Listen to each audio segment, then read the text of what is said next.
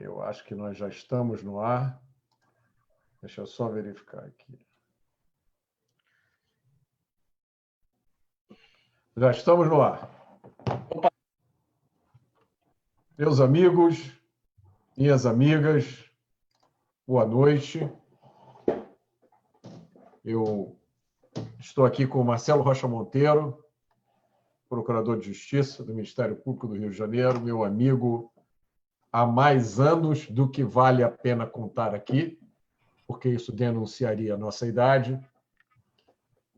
E Marcelo é um companheiro de lutas políticas pela liberdade de outras eras. Juntos nós já entramos em muitas batalhas, em muitas furadas, já tivemos muitas decepções e muitas alegrias juntos. E eu pedi ao Marcelo que entrasse no ar comigo agora para que ele fale sobre esse momento que a gente está vivendo. É um momento talvez mais complicado da vida política, da vida nacional, de que eu me lembre. Né? A única coisa que eu consigo me lembrar que gerou uma confusão tão grande assim, Marcelo, foi, isso aí vai denunciar a nossa idade inevitavelmente, na morte do Tancredo Neves. Né? Eu me lembro disso, eu estava indo receber o resultado de um concurso que eu tinha feito e eu vi pelo rádio a notícia da internação do Tancredo e depois a morte dele, enfim.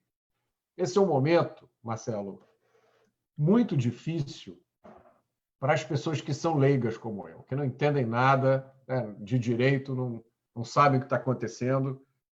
A gente escuta narrativas, histórias diferentes, contadas por diferentes fontes, e a imprensa não ajuda nada a esclarecer. Tá? Então, eu queria que você explicasse para a gente o que aconteceu hoje. Hoje o STF julgou alguma coisa, né? O que ele julgou, o que isso significa e qual é a sua avaliação do momento que a gente está vivendo. Bom, o que está acontecendo hoje? Estão me ouvindo bem? Está tudo certinho aí? Perfeitamente. Bom, o que aconteceu hoje no julgamento do Supremo era uma coisa bastante previsível, não é? Do ponto de vista político, não é? Que eu acho que é a única análise que faz sentido hoje, não é? É a análise política. Tentar entender esse chamado inquérito das fake news. Juridicamente, é uma completa perda de tempo, né? Porque juridicamente ele não faz qualquer sentido. Ele é ilegal em tantos aspectos, né? A gente até já chegou a falar sobre isso, que uma live sozinha não daria para explicar, né? Então, eu menciono sempre um aspecto, que é aquele aspecto que ninguém precisa ser bacharel em direito para entender, né?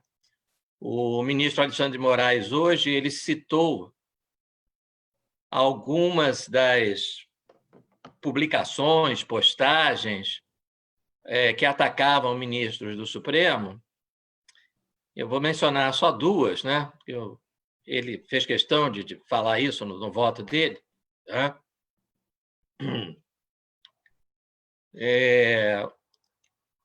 Um sujeito ou uma mulher, enfim, teria dito: eu quero que as suas filhas sejam estupradas, né? E o outro disse, ele até usou o palavrão no ar, né? Então vou me permitir usar aqui também: vocês, os ministros, vocês são, ou você é, não lembro se dirigia a um especificamente, uns filhos da puta. Né? Manifestações muito violentas, realmente, né? E nitidamente criminosas. Né? Então, assim, para quem está nos ouvindo, eu quero só que imagine a seguinte situação. Eu tenho um vizinho que é juiz e eu digo para ele: quero que as suas filhas sejam estupradas e você é um filho da puta. Então, amanhã eu sou réu numa ação, qualquer ação, de despejo por falta de pagamento. Alguém que está nos ouvindo acha que este sujeito, a quem eu xinguei de filho da puta e disse que queria que a filha dele fosse estuprada, pode ser juiz numa ação em que eu sou réu? Qualquer ação. Não é só a ação penal por ameaça que eu vou responder por ter dito que ia estuprar as filhas dele ou que ia explodir uma bomba no apartamento. Qualquer ação, ele está impedido. Ele é o que o Código de Processo chama de meu inimigo capital.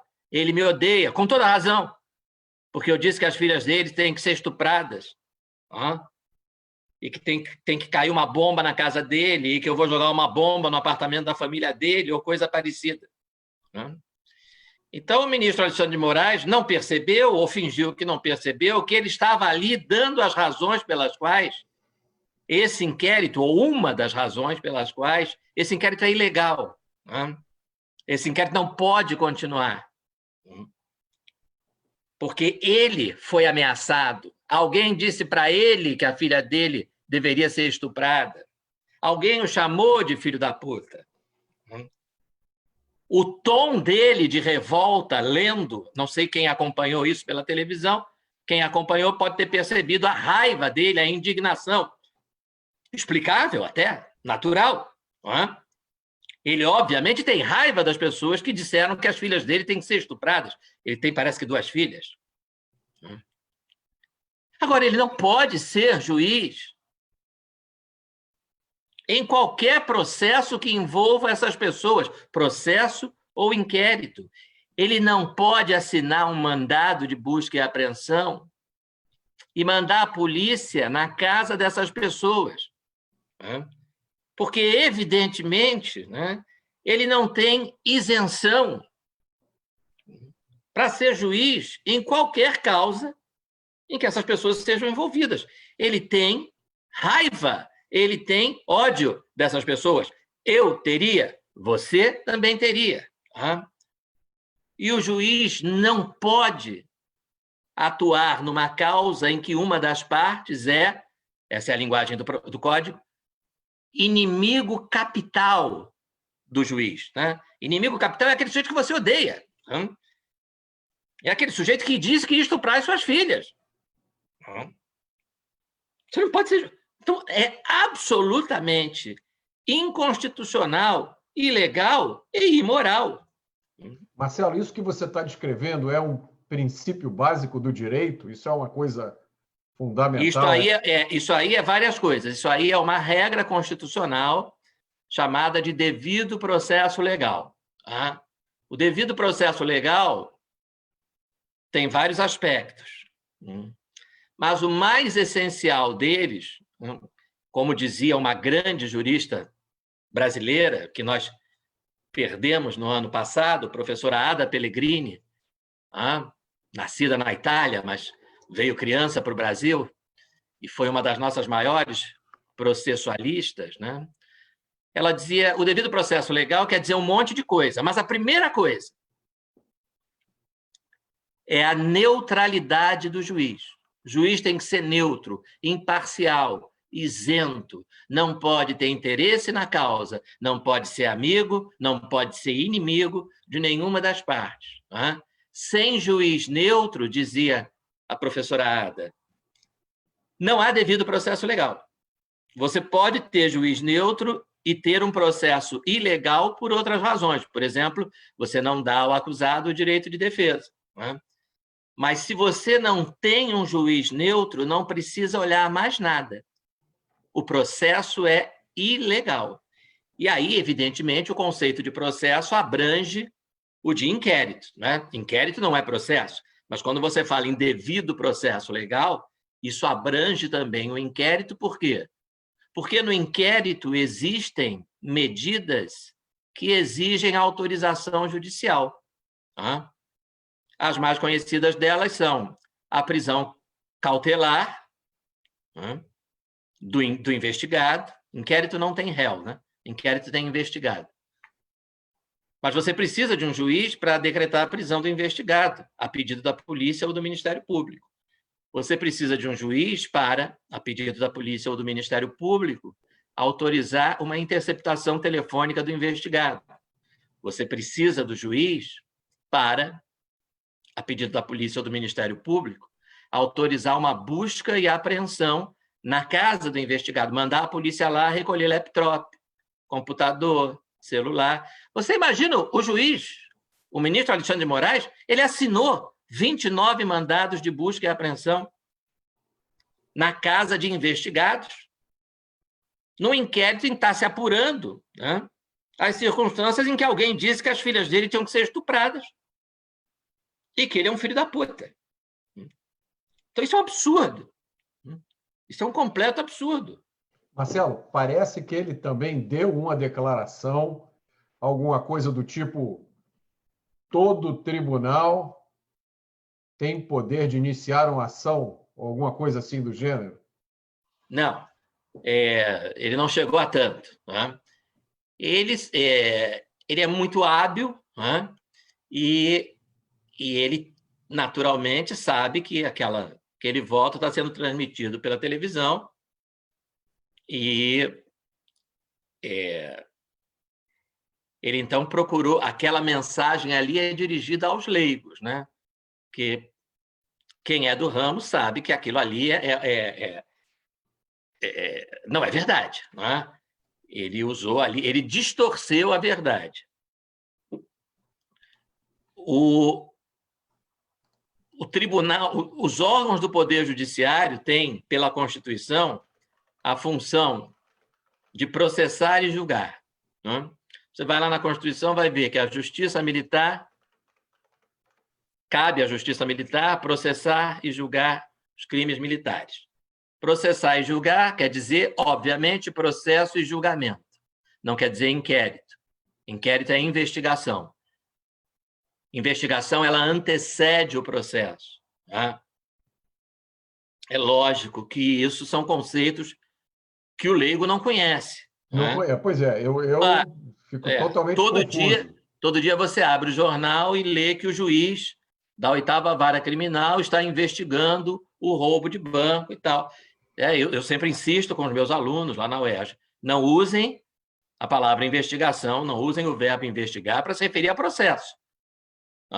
Se você tem um processo, é porque já aconteceu uma investigação. E essa investigação é um inquérito. Essa função de investigar, não há nenhum dispositivo na Constituição que dê essa função ao Poder Judiciário. Ao Poder Judiciário cabe processo e julgamento, processo e julgamento. A função de investigar é dada pela Constituição, em regra, à polícia. Não é privativa da polícia. Hoje se entende que o Ministério Público também pode investigar. Né? Esse foi um outro malabarismo que o ministro fez no seu voto. Né? Quando ele disse, quem disse que a função de investigar é privativa do Ministério Público? Ninguém disse. Porque a polícia também pode. A polícia também pode. Né? Eu até diria, o Ministério Público também pode, porque a regra é de que a função investigatória é da Polícia Civil, do âmbito estadual, a Polícia Militar não tem essa função, em regra, e no âmbito federal, a Polícia Federal. Então, ninguém está dizendo que a função investigatória é privativa do MP nem da polícia. O que se está dizendo há 32 anos é que a função investigatória não pode ser exercida pelo Poder Judiciário. Há 32 anos, centenas de professores de direito processual penal, eu incluído, por todo o país, eu digo há 32 anos porque é desde 88 isso, desde a Constituição. Há 32 anos que a gente ensina, e que os livros ensinam, que a nossa Constituição consagrou um negócio chamado sistema acusatório, em que tem uma rígida separação de funções. De um lado, a função persecutória, que abrange 2 atividades: investigação, basicamente função da polícia, e vou falar de uma linguagem que não seja muito técnica, e processar o sujeito. Promover a ação penal seria a expressão mais técnica. Né? Investigar o fato e processar, né? Acusar, no sentido técnico da palavra, o suposto criminoso, que é a função do Ministério Público, função do promotor. A polícia investiga para o promotor ter elementos para acusar. O promotor acusa. Essas duas funções, tá? Função investigatória e acusatória, são parte do que a gente chama de função persecutória. Persecutória por quê?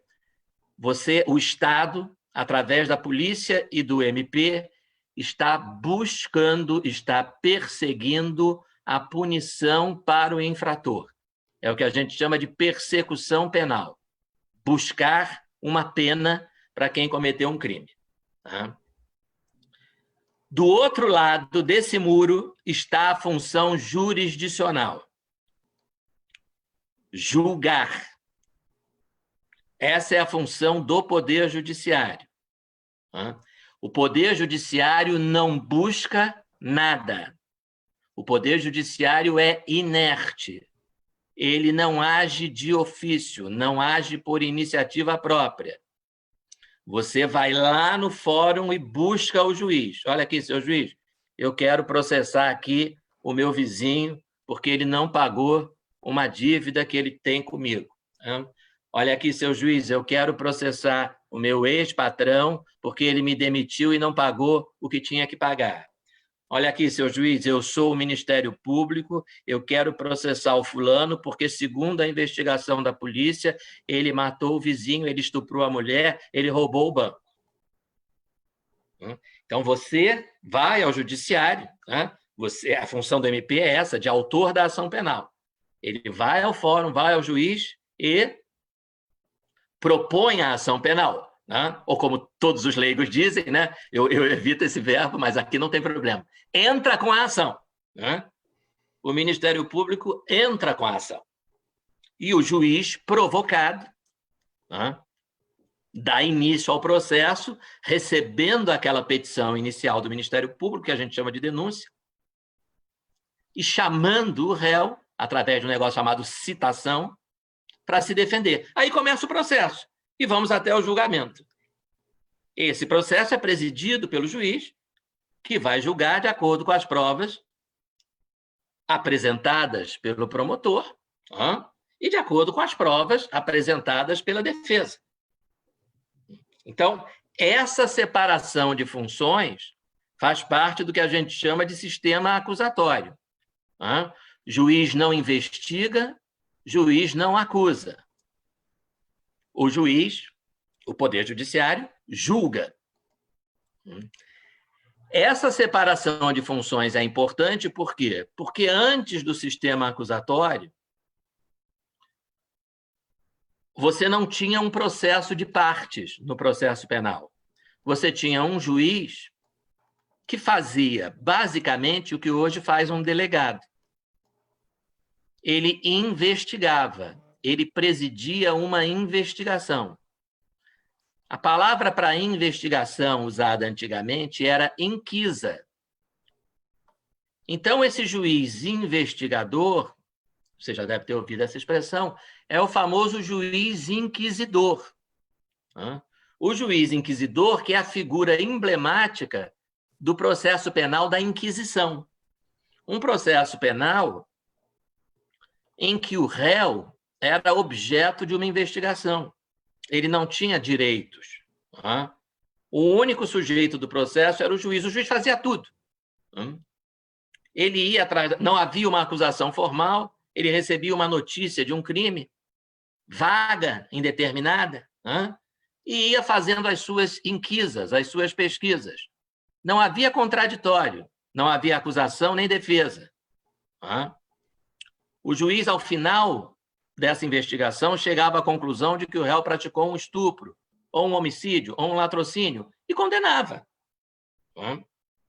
E condenava. Então, nós saímos, esse processo era um processo extremamente autoritário, Tá? E que comprometia o juiz, por quê? Porque ele era o sujeito que fazia tudo. Ele era o sujeito que ia caçar as provas. Tá? Ele escolhia as pessoas que iam depor como testemunhas. Tá? Então, evidentemente, que havia um viés, né, nessa função do juiz de investigador, de inquisidor. Ele ia formando ali a sua visão, independente, né, de um contraditório entre um acusador e um defensor. Né? Veja que é completamente diferente. Uma coisa é você formar a sua visão sobre um fato a partir do que você mesmo examina, do que você mesmo investiga, das provas que você mesmo colhe. Né? A outra é você ficar numa situação passiva, ouvindo e examinando os argumentos e as provas de uma parte e de outra. Né? Essa é, por exemplo, a ideia do júri. Né? Essa é a ideia do júri. Né? O júri, no Brasil, são 7 pessoas que vão ouvir o argumento do promotor, da defesa, as provas de cada um e vão decidir. Agora, Marcelo, me explica aqui, eu estou vendo aqui que a Associação Nacional dos Membros do Ministério Público, né, a CONAMP, e a Associação Nacional dos Procuradores da República, a ANPR, se posicionaram contra a manifestação do ministro Alexandre de Moraes, e parece que a manifestação dele foi: todos os tribunais podem abrir investigações penais. Veja só, o que restou de investigação pelo Poder Judiciário, tudo que existia de inquérito judicial, ficou para trás. É considerado incompatível com a Constituição. Esse artigo 43 do Regimento Interno do Supremo é claramente incompatível com a Constituição. A Constituição não dá função ao tribunal de instaurar inquérito. Então, você precisa decidir se vai adaptar um regimento interno de 1980 à Constituição de 88 ou se você vai adaptar a Constituição de 88 a um regimento interno de 80. O regimento interno tem força de lei, mas a lei é de 80. A Constituição é de 88. E a Constituição não dá essa função. O que sobrou? A isso que se refere o ministro. Quando o crime é cometido por um juiz, ou quando um juiz é suspeito de cometer um crime, a lei orgânica da magistratura, que é anterior a 88, anterior à Constituição, diz que a investigação vai ser feita pelo Tribunal de Justiça. Esse é o único caso que sobrou. Sobrou, né? Mas sob protestos de muitos profissionais do direito que consideram que ele não foi recepcionado. Que não poderia ser assim, porque, em hipótese alguma, o judiciário poderia investigar. Você perceba que, mas a maioria considera que, nesse caso, ainda é constitucional. Nós tivemos, no Rio de Janeiro, por exemplo, um juiz envolvido com fraudes contra o INSS. Ele foi preso. Morreu na prisão até. Lá no final dos anos 80 e início dos anos 90. Quem o investigou foi o próprio Tribunal de Justiça do Rio de Janeiro, que delegou essa função a um juiz. Um juiz até colega meu lá na Faculdade de Direito da UERJ. Um sujeito ótimo, por sinal, já falecido. E ele investigou o colega como se ele fosse um delegado de polícia. Por delegação do Tribunal de Justiça. Então, ele investigava tudo e entregava essas provas para o Tribunal de Justiça, para os desembargadores. Veja, Roberto, que coisa estranha. Os desembargadores pegavam essas provas e entregavam para o Ministério Público. O Ministério Público, com essas provas, ofereceu denúncia contra o juiz. Quem julgou o juiz? O Tribunal de Justiça. O mesmo tribunal que entregou para o Ministério Público as provas com as quais o Ministério Público pôde acusar o juiz. Então, isso é algo que viola o nosso sistema. Quer dizer, o destinatário do inquérito é o Ministério Público, não é outro. A única finalidade do inquérito é dar munição para o Ministério Público poder acusar. Não existe outra finalidade. Se o Ministério Público entender que aquelas provas não servem para acusar, ele promove o arquivamento do inquérito. Então, quando o inquérito é realizado pelo Poder Judiciário, olha que situação. O Judiciário colhe as provas para o promotor poder acusar e o promotor apresenta essas provas para o Judiciário que entregou as provas para ele. É mais ou menos como se você fosse ingressar na Justiça do Trabalho contra o teu ex-patrão e quem ajuda você a colher as provas contra o teu ex-patrão é o juiz do trabalho, antes de você entrar com a ação. Imagina só. Marcelo, eu entendi, eu acho que ficou bastante claro essa questão da inconstitucionalidade, né, do conflito do regimento interno do STF, que teoricamente daria aos ministros o direito de fazer isso, e a Constituição. Eu queria te perguntar o seguinte: isso que foi julgado hoje é resultado de uma ação que foi impetrada pela Rede Sustentabilidade, não é isso? Uhum. Questionando a constitucionalidade do inquérito, e parece que depois a própria rede resolveu voltar atrás, mas o STF não aceitou e resolveu julgar isso. Sim. O que significa esse julgamento? E o que vem agora? O julgamento em si já é ilegal, né? Esse julgamento não poderia ter ocorrido. Por quê? Em algum momento de 2019, eu agora não estou lembrando o mês, o Ministério Público, através da Procuradora-Geral da República, na época, doutora Raquel Dodge, requereu, esse verbo requerer não é um verbo adequado, mas não vou entrar nesse detalhe agora, é o verbo que a lei usa. Requereu na forma do artigo 28, existe um artigo que fala sobre arquivamento de inquérito no Código de Processo Penal. Artigo 28. Esse artigo 28 diz o seguinte: quando o Ministério Público requerer o arquivamento de um inquérito, seja inquérito policial, seja qualquer tipo de investigação criminal, ele apresenta as razões pelas quais ele acha que aquele inquérito tem que ser arquivado. Apresenta para o juiz competente, que nesse caso é o Supremo. O juiz tem duas opções. Ou ele concorda com o arquivamento de um inquérito arquivado, ou, se ele discorda do arquivamento, se ele entende que aquele inquérito deve continuar, porque existe um crime a ser apurado, porque existem coisas que precisam ser investigadas, ou até porque já é o caso do MP oferecer denúncia, o único caminho que o juiz tem é remeter esse inquérito ao procurador-geral, ao chefe do Ministério Público. Como o promotor que atua perante o Supremo, o promotor natural, é o Procurador-Geral da República, por razões óbvias, né? O Supremo é o tribunal mais alto do país, então o promotor que atua lá é o chefe do Ministério Público Federal. É a mais alta autoridade do Ministério Público Federal, que é o Procurador-Geral da República, na época, Procuradora-Geral da República. Então, há 40 anos, 50, há décadas, o Supremo tem o seguinte entendimento: se o Procurador-Geral da República pede o arquivamento, a única coisa que o Supremo tem a fazer é arquivar. Por quê?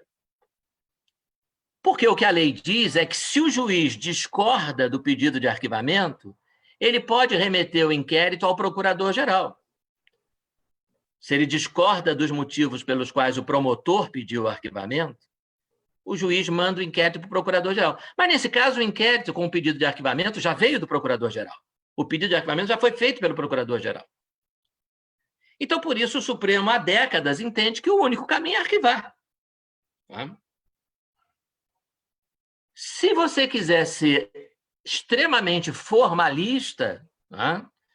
Quando a doutora Raquel Dodge pede o arquivamento e o ministro relator, Alexandre de Moraes, discorda do pedido, ele poderia dizer, bom, o único caminho que eu tenho é o artigo 28, que é remeter os autos à Procuradora-Geral, para que ela, eventualmente, reconsidere esse pedido de arquivamento. Porque a ideia é essa. Eu sou o promotor. Eu fui promotor do Terceiro Tribunal do Júri. Recebi, vamos dizer, um inquérito de homicídio, em que o João é acusado de matar o Antônio. Eu pego esse inquérito, analiso as provas e digo: o João matou o Antônio em legítima defesa. Isso aqui é evidente.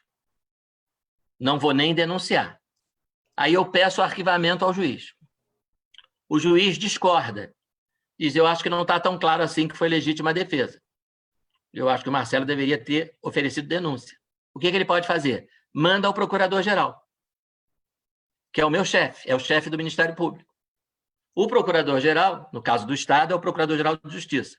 No caso do MP Federal, procurador-geral da República. O procurador-geral vai examinar o inquérito e dizer assim: o juiz tem razão, o Marcelo errou. Aqui é caso para oferecer denúncia, não é para arquivar o inquérito. Então, ele oferece denúncia, eu nomeio um outro promotor para oferecer denúncia. Ou o procurador-geral diz: o Marcelo tem razão, o caso é para arquivamento. E aí, o artigo 28 diz, é muito claro, né? Não tem nenhuma margem para interpretação.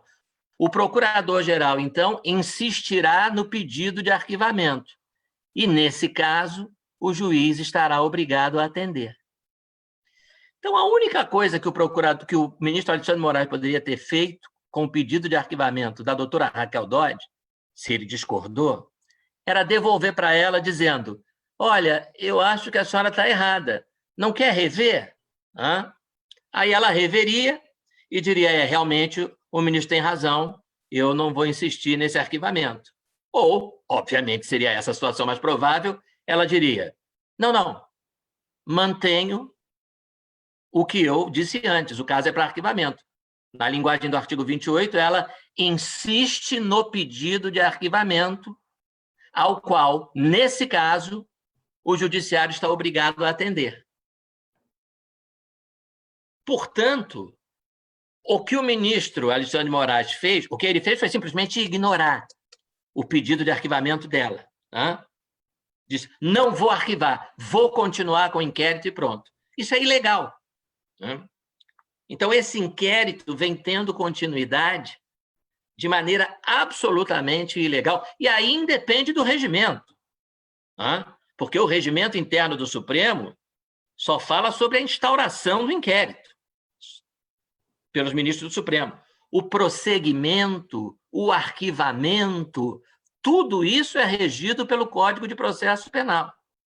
O que esse inquérito tem de diferente é que ele é instaurado por um órgão do Poder Judiciário com base numa interpretação equivocada de um regimento que, a rigor, nem recepcionado foi pela Constituição.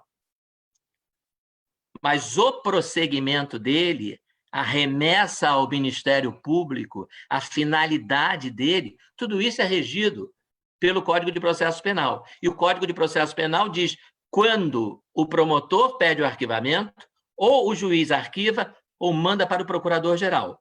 Quando o promotor que pede o arquivamento já é o procurador-geral, não há nada a fazer senão arquivar. Marcelo, isso quer dizer que tudo o que aconteceu, que a gente está vendo acontecer hoje, nos últimos dias, isso é tudo ilegal? Isso é tudo absolutamente ilegal. Absolutamente ilegal. E eu quero ainda chamar a atenção para o ponto de que todas as provas que dependeram de autorização judicial nesse inquérito são provas ilícitas, porque são provas que foram autorizadas ilegalmente por um juízo que não tinha competência, por um ministro que estava impedido, né? A competência é uma questão do juízo, do órgão jurisdicional, né? Se é o Supremo, se é o STJ, se é a Vara Criminal de Niterói ou se é a Vara Criminal de Cabo Frio. O impedimento não é uma questão do órgão, é uma questão pessoal. Eu sou juiz, não posso julgar o sujeito que ameaçou a minha família de morte e as minhas filhas de estupro. Eu não posso. Aí o problema não é o tribunal. Tá? Por exemplo, quando isso acontece numa vara criminal, o processo não muda de vara criminal. O juiz é que sai daquele processo. Ele é o juiz da 5ª vara, ele chama o colega da 6ª vara. Vem aqui nesse processo, nessa audiência, eu não posso atuar. Você me substitua, por favor. Tá? Então, nesse caso, nós temos tudo. Nós temos um tribunal que não tem competência e nós temos um juiz, ou vários, que estão impedidos. Então, todos os mandados de busca e apreensão assinados pelo senhor Alexandre de Moraes foram assinados por um juiz que não poderia fazê-lo. Todos os laptops, celulares, computadores que foram apreendidos ilegalmente. Tudo que neles foi encontrado é prova ilícita. Não pode ser usado em lugar nenhum, nem no inquérito, nem na justiça eleitoral, que provavelmente é o verdadeiro objetivo.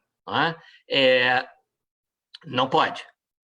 Marcelo, deixa eu só voltar depoimentos podem. Deixa eu só voltar aqui para voltar àquela minha pergunta. Então, o que foi julgado hoje não é um inquérito propriamente dito. O que foi julgado hoje é a constitucionalidade do inquérito. É isso? Estou correto? O inquérito é inconstitucional, então ele não poderia prosseguir. Você já explicou, o inquérito é claramente inconstitucional, mas a ação que foi feita hoje, ela foi apresentada como sendo um julgamento da constitucionalidade do inquérito. É isso mesmo que eu estou entendendo? Esse rito que aconteceu hoje, onde os ministros se reuniram, tudo votaram... que é inconstitucional não pode existir, né? É isso. Tudo que é inconstitucional não pode existir. Né? Então, esse inquérito é inconstitucional. Ele não poderia existir, né? Ele não poderia ter sido instaurado, mas admitindo que ele pudesse ter sido instaurado, a partir do momento que a Procuradora-Geral pediu o arquivamento, ele não poderia ter continuado. Né? Tudo que o ministro Alexandre de Moraes poderia ter feito é devolvido para ela, para que ela reconsiderasse o pedido de arquivamento. E se ela insistisse, o inquérito teria que ser arquivado. Isso é o 101, isso é beabá de direito processual penal. As pessoas que estão ouvindo a gente e que não estão familiarizadas, não são da área jurídica, né, podem estar pensando que isso é rocket science, que isso é ciência de foguete, é uma coisa complexa.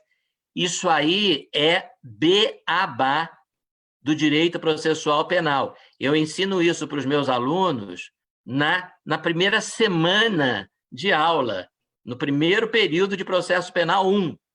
Né? Na primeira semana, no máximo na primeira quinzena.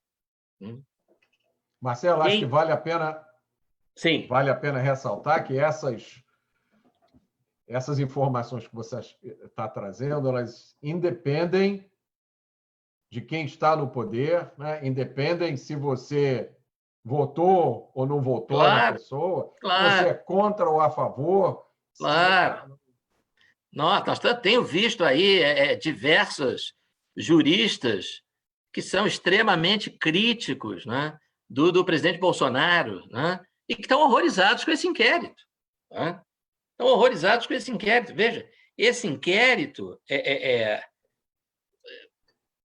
isso que eu falei sobre o artigo 28, sobre o arquivamento, por exemplo, eu faço a sugestão, até para quem não é jurista, né? Eu ia dizer, consulte os livros mais conhecidos, não precisa consultar livro nenhum, bota inquérito policial, artigo 28, Código de Processo Penal, bota isso no Google, né? E vê o que vai aparecer. O que acontece quando o Ministério Público pede o arquivamento? Está ali, né? Não tem outra saída. Ou o juiz arquiva ou manda para o procurador-geral. Se o procurador-geral insistir no pedido de arquivamento, o juiz, o código ainda usa a expressão, o juiz só então estará obrigado a atender. Quer dizer, na primeira ele não está obrigado, na segunda ele está. O promotor pede arquivamento, ele não está obrigado a arquivar, manda para o procurador-geral. O procurador-geral insiste no pedido de arquivamento e aí então o juiz está obrigado a atender, né? E isso é muito fácil de entender. É porque o inquérito não foi feito para o juiz. O inquérito foi feito para o promotor. O juiz não julga com base na prova do inquérito. O juiz julga com base na prova do processo. Mas, para ter processo, é preciso, primeiro, que o promotor ofereça uma denúncia. E é para o promotor oferecer a denúncia que existe o inquérito. Marcelo, me tira uma dúvida também. Eu sou leigo, leio as coisas no jornal, vejo na mídia. Me parece, ou eu li em algum lugar, não sei se está correto isso, que algumas dessas ações ou algumas dessas iniciativas foram pedidas pelo Promotor-Geral da República ou não teve nenhum envolvimento do Promotor-Geral da República nisso? Não. O inquérito das fake news foi todo iniciado e desenvolvido sem a participação do Ministério Público, tá? Essa é uma das suas muitas ilegalidades.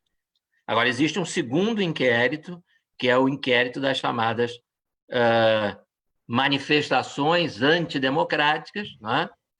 Que foi iniciado pelo Procurador-Geral da República, né? Ele solicitou ao Supremo a autorização para a instauração desse inquérito, porque supostamente teria investigados deputados federais, com foro por prerrogativa de função, no Supremo, tá? O que faz com que haja necessidade de autorização do Supremo para instaurar inquérito, né? A situação desses dois inquéritos é muito interessante você fazer uma comparação, porque um deles é escandalosamente ilegal na sua forma.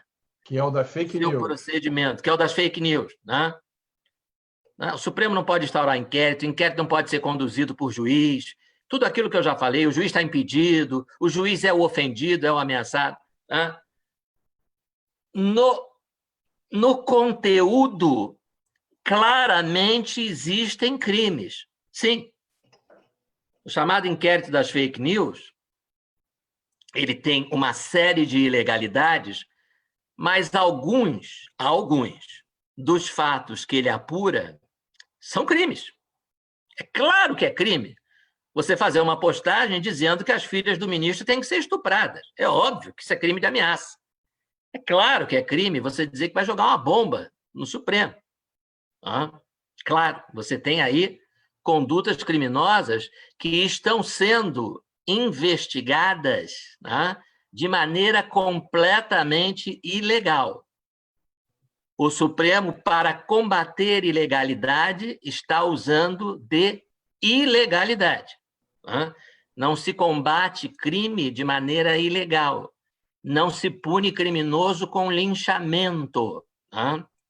Não se pune criminoso jogando o sujeito na cadeia sem direito a julgamento e a defesa. É tudo o que os garantistas sempre defenderam, né? Surpreendentemente, alguns deles estão calados agora. Não se admite que um criminoso seja julgado pela vítima.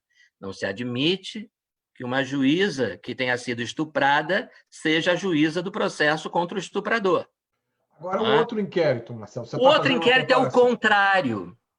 O outro inquérito, na sua forma, ele tem essa aparência de legalidade. Ele não foi instaurado pelo Supremo de ofício. Ele foi instaurado atendendo a uma solicitação do Ministério Público. As investigações estão sendo conduzidas pela Polícia Federal, com acompanhamento do Ministério Público. Eu esqueci de dizer que o inquérito das fake news tem uma outra ilegalidade espantosa, né? Revelada pela revista Cruzoé esta semana. Ele está sendo conduzido pelo ministro Alexandre de Moraes e as ordens do ministro Alexandre de Moraes estão sendo executadas, as diligências, as investigações, estão sendo feitas por uma polícia particular que o ministro Alexandre de Moraes montou. Então, ele, por exemplo, não usa para periciar os celulares que ele mandou apreender, ele não está usando a perícia da Polícia Federal, não. Ele tem um perito aposentado, que é amigo dele, de confiança, e o material está indo para esse sujeito, Roberto. É inacreditável. É a polícia do Alexandre, como disse a Cruzoé. Mas voltando para o... É inacreditável. Voltando para o inquérito dos atos antidemocráticos. Esse está sendo feito com uma aparência de legalidade, né? Para a Polícia Federal, Ministério Público, etc. Né? Mas o problema desse não é de forma, o problema desse é de conteúdo. Né? Por quê? Porque esse inquérito foi instaurado para investigar fatos que não são crime. É importante que se diga isso.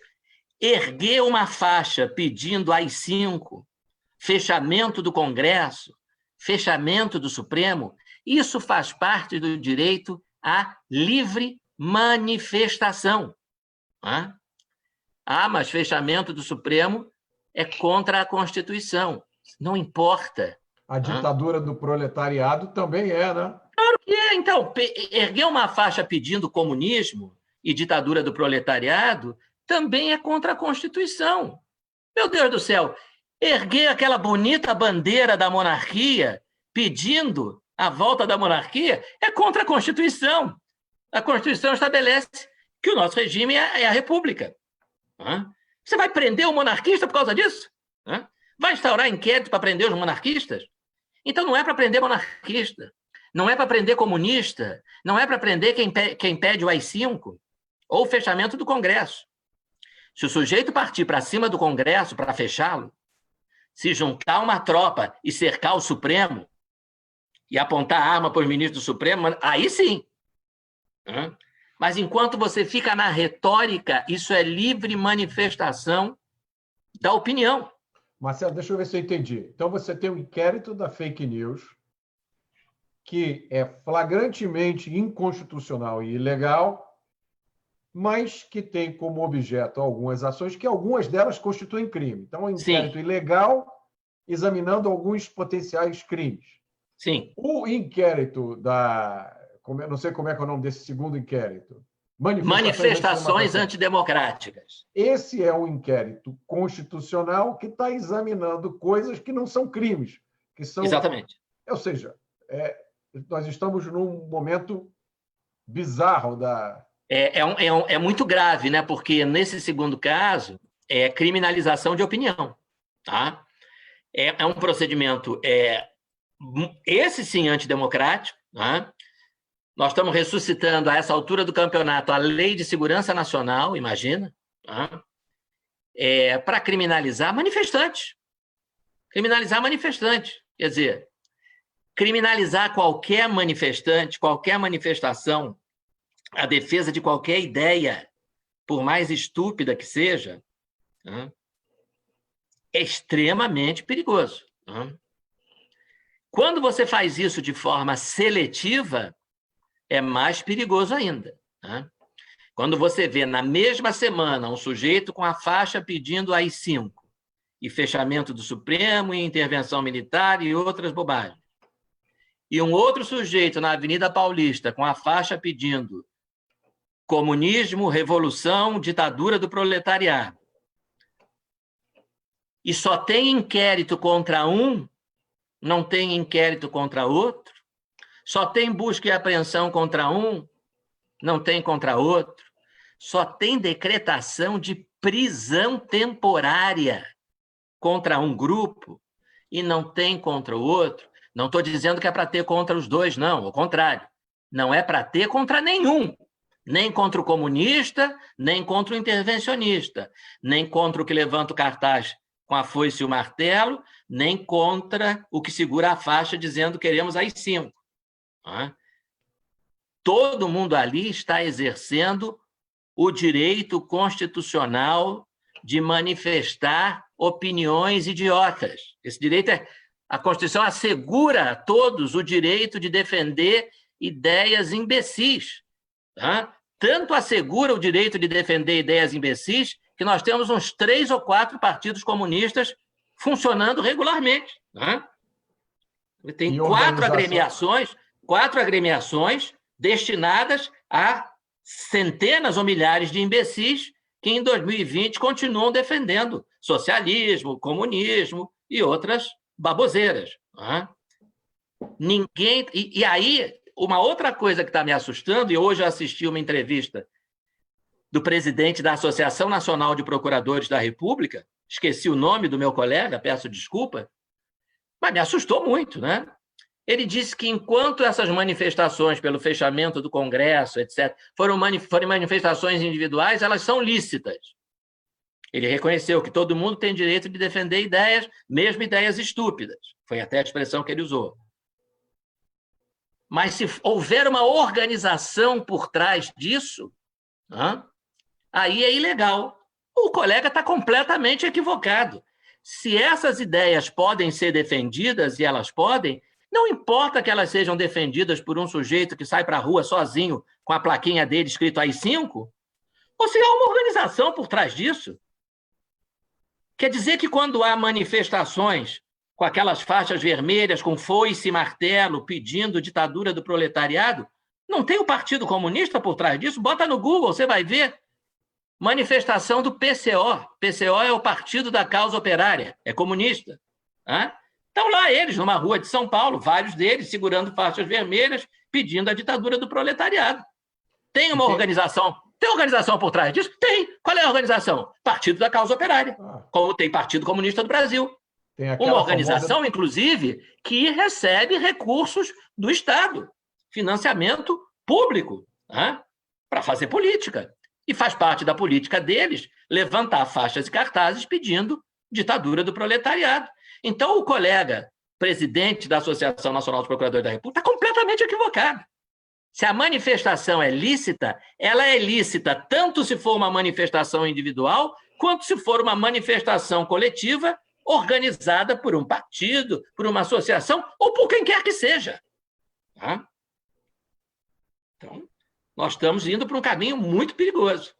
E a gente tem registro, né, só para lembrar uma das manifestações mais doces, pacíficas e democráticas, recentes, aquela que está até em vídeo, do sujeito chamado Mauro Iasi, do Partido Comunista do Brasil, dizendo que para a classe média é uma boa espingarda, um bom paredão, uma boa bala e uma boa cova. Se ele tem liberdade de dar uma declaração como essa, né?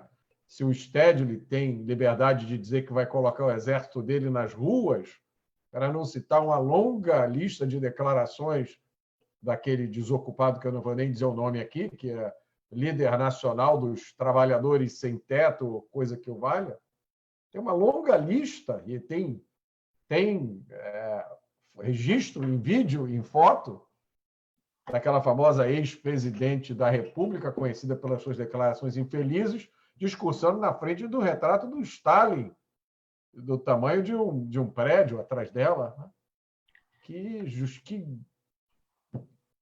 No primeiro ano do primeiro governo Lula, em 2003, o MST, naturalmente animado, né, pelo fato do PT ter chegado ao poder, promoveu uma série de invasões, destruição de propriedade privada, laboratórios de uma empresa agrícola, me foge, se não me engano. E o Procurador-Geral da República, na época, o senhor Cláudio Fonteles, nomeado pelo Lula, disse que não via nenhum crime na atuação do MST. Então, vejam, você não vê nenhum crime na atuação de um grupo que invade e destrói propriedade privada, mas você está dizendo que é criminoso o fato de 30 tias do Zap e mais não sei quantas pessoas irem para uma manifestação levando faixa de AI-5, de intervenção, de fechamento. São ideias erradas, claro que são ideias erradas, né? São ideias equivocadas. Você não tem que fechar o Supremo, nem tem que fechar o Congresso, você tem que limpar o Supremo. Você tem que limpar o Congresso Nacional, você tem que tirar do Supremo Tribunal Federal figuras execráveis, né, que envergonham o país, tanto do ponto de vista do baixíssimo conhecimento jurídico, né, quanto do ponto de vista da ética. Né? Você tem ministro do Supremo que soltando o afilhado. O afilhado é um empresário preso por corrupção. Ele é sorteado, deve ser um sorteio, é uma sorte danada, né? O padrinho é sorteado e não se dá por impedido. Solta o afilhado. Então, quer dizer, o Supremo, é preciso limpar o Supremo, não tem que fechar o Supremo tem que permanecer aberto. Né?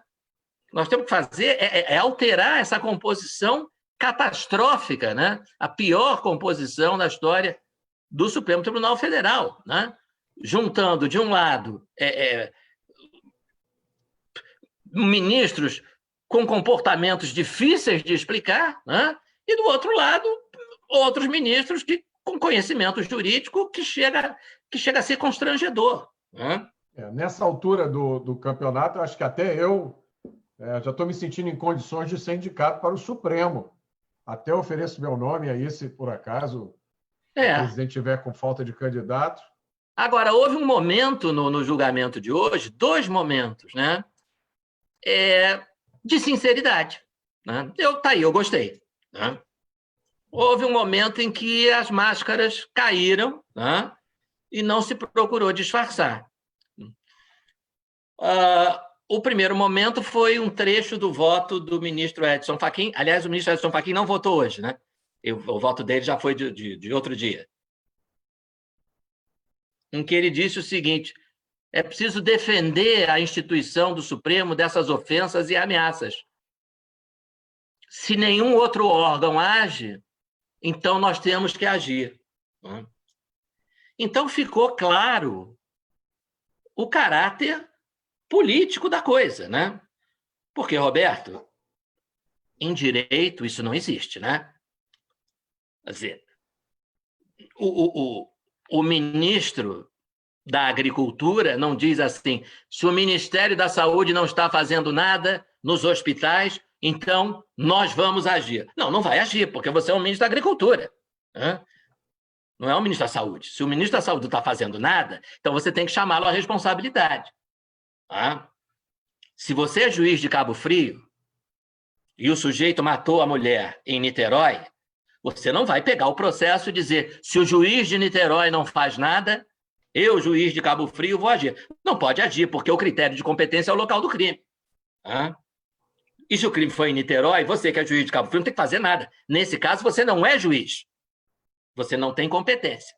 Então, isso que o ministro Fachin falou, né, é uma confissão de que ele não se importa de rasgar as regras legais, de competência, de procedimento, de qualquer coisa. Ele está dizendo... que teve uma declaração pior, né, lá? E aí depois, hoje, foi o sincericídio do ministro Luiz Roberto Barroso, tá? Que, em determinado momento, disse que a defesa da instituição do Supremo é mais importante do que qualquer formalidade. Ou seja, os fins justificam os meios.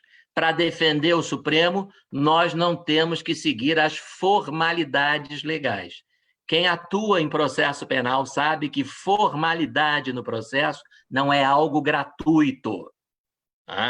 A formalidade do juiz ser imparcial não é gratuita, não é uma formalidade menor, é uma garantia de que eu, que sou acusado, vou ser julgado por um juiz que não me odeia,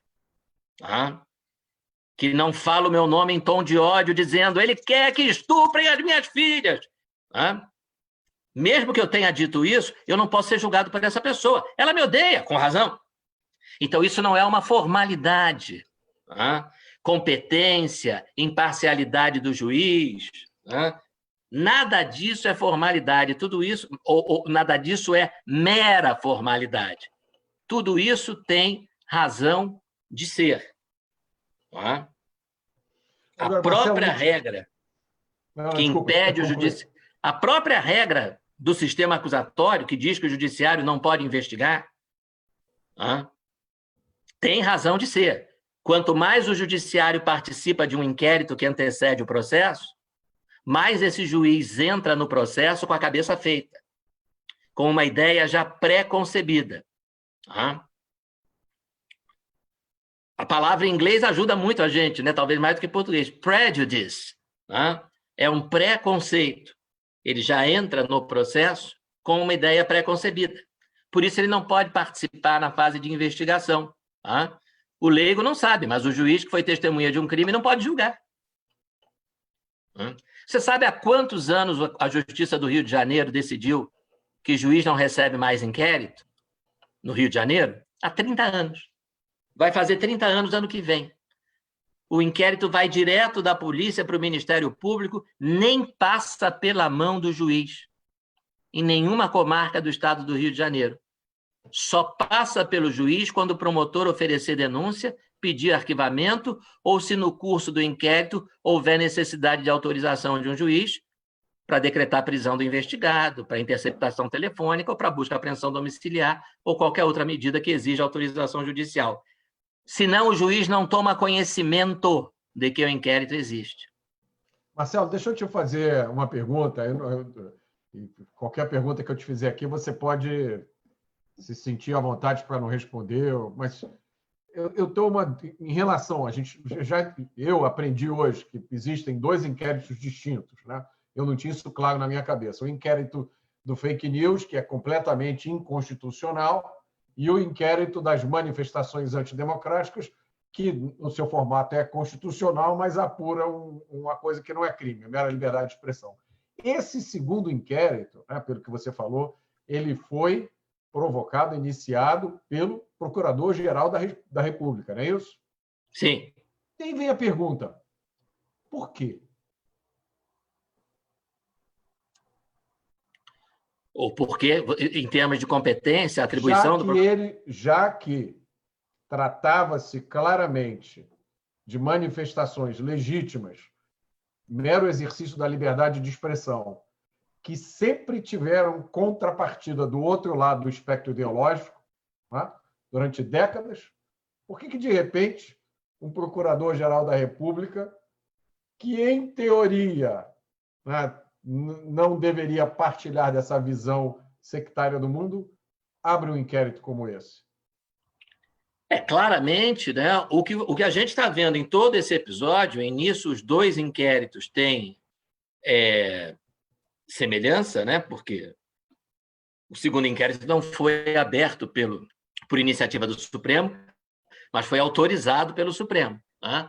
Novamente, a explicação para mim está na fala do ministro Barroso. Né? A defesa do Supremo é mais importante do que quaisquer formalidades. Então, o que o Supremo está fazendo, tá? E nesse caso contou com o auxílio do Procurador-Geral, é politicamente defender a instituição. Tá? Quer dizer, é preciso acreditar muito em coincidência, né? Para achar que é coincidência que os alvos dos 2 inquéritos são exatamente as mesmas pessoas. Você já observou? E é isso que está confundindo muita gente, né? Claro, com razão. Isso está confundindo muita gente. As pessoas não estão entendendo. É muita coincidência, né? Quer dizer, o que está havendo é que o Supremo está se sentindo atacado, né? E está usando, né, de expedientes ilegais, seja na forma, seja no conteúdo, né, para reagir a esses ataques. Né? Reagir a esses ataques. É evidente que é isso. Né? Quer dizer, nada mais normal do que se um ministro recebe um telegrama, uma carta, ou abre um post numa rede social e diz as suas filhas têm que ser estupradas, tá? A coisa mais normal do mundo é ele chamar a polícia e, na condição de vítima, dizer: minha família está sofrendo ameaça. Tá? Qual é o delegado de polícia, Roberto, que não vai, imagina, né? Que não vai se esforçar, né?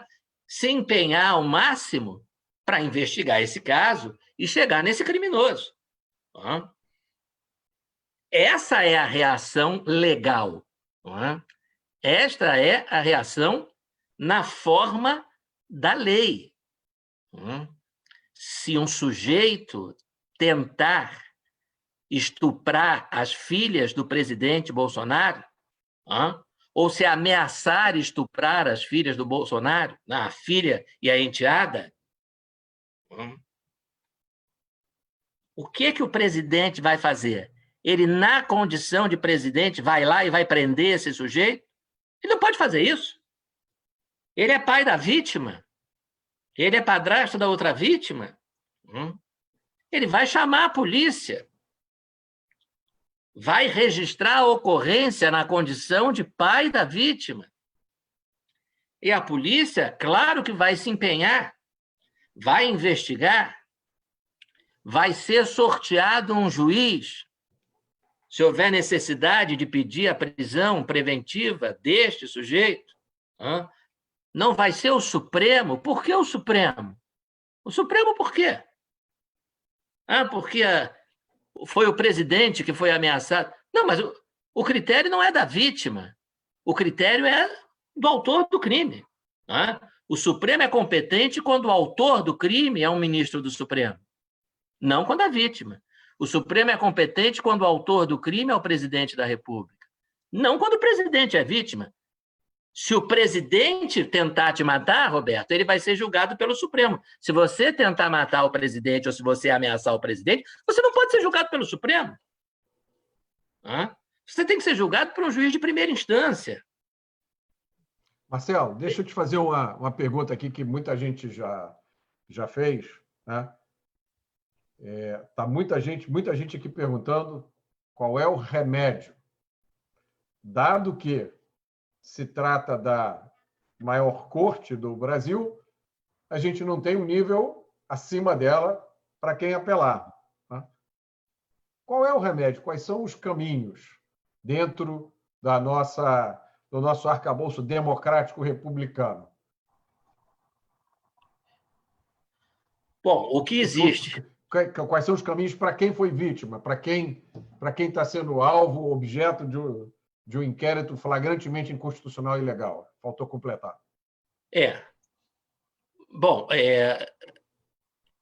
a primeira questão do ponto de vista da defesa dessas pessoas que estão sendo investigadas, é questionar a competência do Supremo, e exigir que esses